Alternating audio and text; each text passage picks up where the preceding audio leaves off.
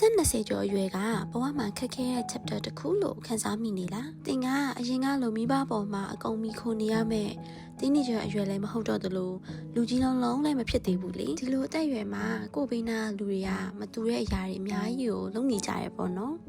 တချို့ကနိုင်ငံတွေပြောင်းနေကြတယ်တချို့ကလည်း career ဘိုင်းမှာအောင်မြင်အောင်စူးစမ်းနေကြတယ်တချို့ကသူတို့ရဲ့ချစ်ရတဲ့သူတွေနဲ့ဘဝကိုပျော်ရွှင်အောင်နေကြတယ်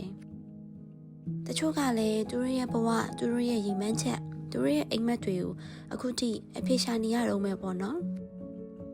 တင်းရဲ့အသက်20ကျော်အရွယ်ကဘဝရဲ့ပထမဦးဆုံးဆိုတဲ့အရာတွေနဲ့ပြည့်နေတတ်ပါတယ်။ဘဝမှာပထမဆုံးကိုအားကိုးရခြင်းပထမဦးဆုံးတာဝန်ယူရခြင်းပထမဦးဆုံးဆုံးရှုံးမှုတွေပထမဦးဆုံးလမ်းပြောင်းမှုတွေနဲ့ပေါ့။အကယ်လို့ဒီလိုကိုယ်ရာကြုံနေရမယ်ဆိုလို့ရှိရင်တင်းကဘဝမှာနောက်ကျကျန်နေခဲ့တာမဟုတ်ပါဘူး။အရှုံးသမားဖြစ်နေရလဲမဟုတ်ဘူးပေါ့နော်။ဒါကဘဝမှာကိုအဖြေရှာနေစေမို့လို့ပါပြီးတော့တင်တယောက်တည်းဒီလိုဖြစ်နေတာမဟုတ်တလို့အသက်20ကျော်အရွယ်မှာဂီတခဏလမ်းပြောက်တယ်ဆိုတာကလည်းပုံမှန်အရာတစ်ခုပါပဲ